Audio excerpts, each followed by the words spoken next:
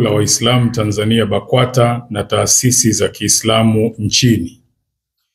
Tamko hili linakuja juu ya yale yaliyotokea wakati na baada ya uchaguzi wa Oktoba 29, 2025.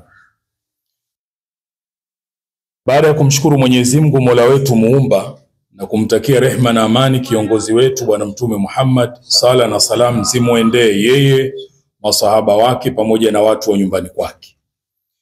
Hivi karibuni taifa letu lilifanya uchaguzi mkuu wa kumchagua rais wa Jamhuri ya Muungano, rais wa Zanzibar, wabunge, wawakilishi pamoja na madiwani.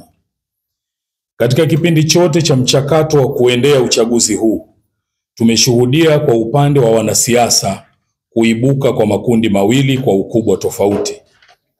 Kundi moja likitaka uchaguzi ufanyike kwa mujibu wa katiba ya nchi yetu inavyotutaka. Kundi la pili likigomea kushiriki na kutaka wengine wasishiriki kutokana na kile walichokuwa wanakieleza madai ya mabadiliko waliokuwa wanayataka yafanywe kwa namna wanavyotaka wao. Na kutokana na hali hii, kundi hili mpaka tulipoingia kwenye uchaguzi wao hawakushiriki katika uchaguzi wetu wa mwaka huu 2025. Tarehe 29 Oktoba ndio siku iliyokuwa ya kupiga kura na kura zilipigwa na uongozi kupatikana. Kuanzia siku ile ya kupiga kura, kulizuka genge lilokuwa likiwatisha watu kwa kupora mali na kuharibu mali pamoja na miundo mbinu mbalimbali, kuchoma moto vituo vya mafuta pamoja na ofisi za umma. Katika siku hizi za uhalifu huu, Watanzania wakagawika katika makundi yafuatayo: kundi la waliofanya uhalifu, kundi la waliochukizwa na uhalifu uliokuwa ukifanywa, kundi la waliofurahia uhalifu na uvunjifu wa amani uliotokea, kundi la wachochezi wa ndani na nje ya nchi yetu wakiwemo mpaka wale ambao si wa Tanzania. Pia kukawa na kundi la serikali na vyombo vya dola na kundi la wanasiasa kwa mitazamo tofauti. Wakati haya yakiendelea, vyombo vyetu vya ulinzi na usalama vilitoa tamko kuhusu kile kilichokuwa kinaendelea. Mkuu wa majeshi nchini alitufahamisha kwa kile kilichokuwa kinaendelea ni uhalifu na watekelezaji wa uhalifu huo ni wahalifu. Na hapa na nukuu: ndugu wananchi, itakumbukwa kuwa jana tarehe 29 Oktoba 2025 nchi yetu ilikuwa na zoezi la uchaguzi mkuu. Wakati zoezi hilo likiendelea, kulitokea vitendo vya kihalifu vilivyotekelezwa na baadhi ya watu wahalifu wasiolitakia mema taifa letu katika maeneo mbalimbali ya nchi. Vitendo hivyo vilihusisha uharibifu wa miundombinu ya umma, mali za umma na za watu binafsi. Vitendo hivyo ni uhalifu usiokubalika ambao lazima ukomeshwe mara moja. Mwisho wa kunukuu. Kutokana na vitendo hivi vya kihalifu ambao vililazimu vyombo vyetu vya usalama kudhibiti hali hiyo, ndani yake kukatokea vifo vya watu wasio na hatia na wengine kupata ulemavu wa kudumu pamoja na uharibifu, wizi na upotevu wa mali. Yote haya yakisababishwa na genge lililokuwa likifanya fujo, wizi na uharibifu mkubwa wa mali na miundombinu. Sisi kwa umoja wetu tunalaani vitendo hivi vya kihalifu ambavyo udhibiti wake umepelekea vifo vya watu wasio na hatia. Sisi kwa umoja wetu tumeumia sana kwa haya yaliyotokea, hasa maisha ya watu yaliyopotea kutokana na vitendo hivi vya kihalifu. Kwani mafundisho yetu yanasema maisha ya mtu mmoja kupotea ni sawa na kupotea maisha ya watu wote. Qur'ani, Surat Al-Maida aya 32. Kama ambavyo katika aya hii pia inaeleza yeyote mwenye kuokoa maisha ya mtu mmoja ni sawa ameokoa maisha ya watu wote.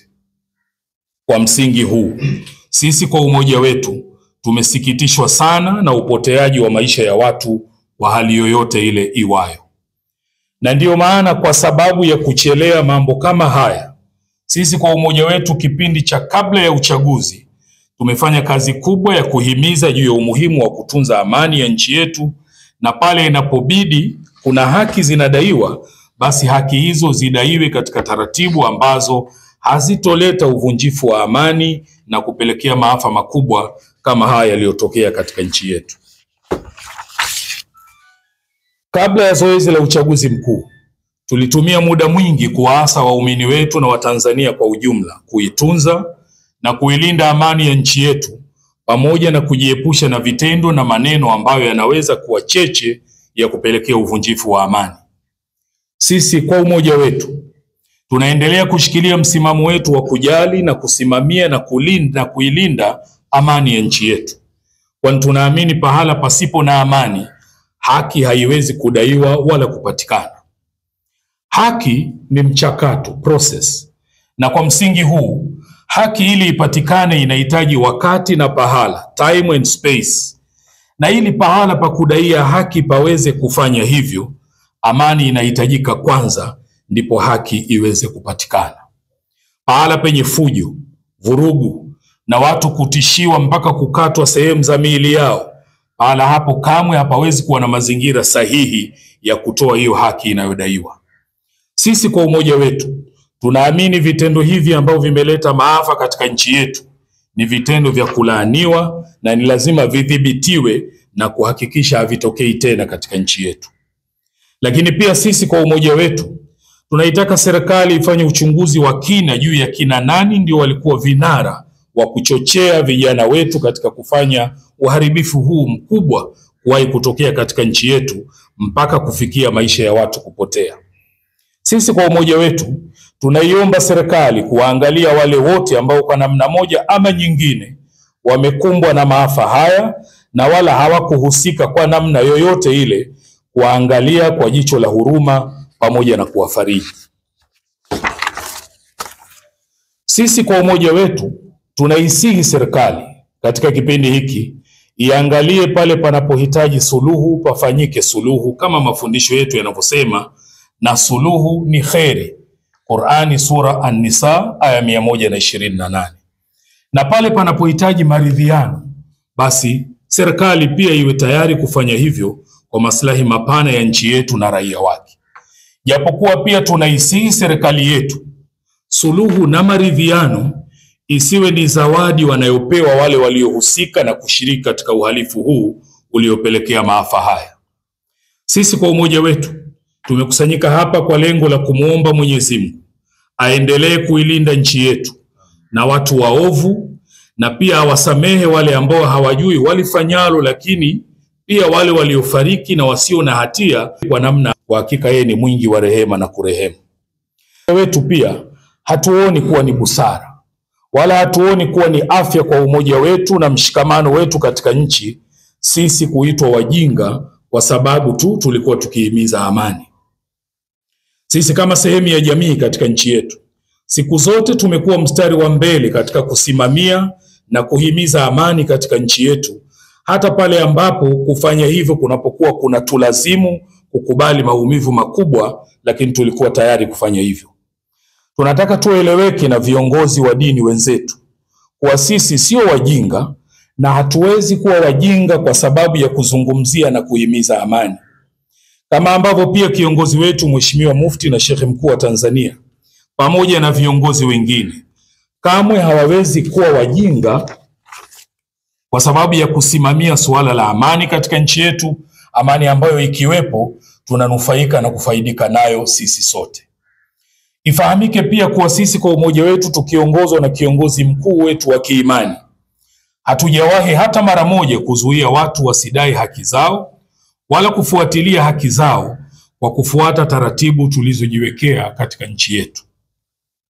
Sisi kwa umoja wetu tunaamini kuwa ndani ya nchi yetu kuna haki mbalimbali ambazo zinadaiwa kutoka kwa makundi mbalimbali na wakati mwingine kutoka kwa mtu mmoja mmoja. Na kwa hivyo tunawaasa wale wote wanaojiona kuwa wanazo haki wanadai kutoka serikalini au kokote kule ndani ya nchi yetu, hata mara moja kudai haki hizo isiwe sababu ya kufanya vitendo vya kihalifu na kudhuru wengine. Mafundisho ya dini yetu yanayote tuhakikishe kuwa hatumdhuru yeyote na wala sisi wenyewe tusijidhuru. Amesema Bwana Mtume sallallahu alaihi wasallam, usidhuru wala usidhurike.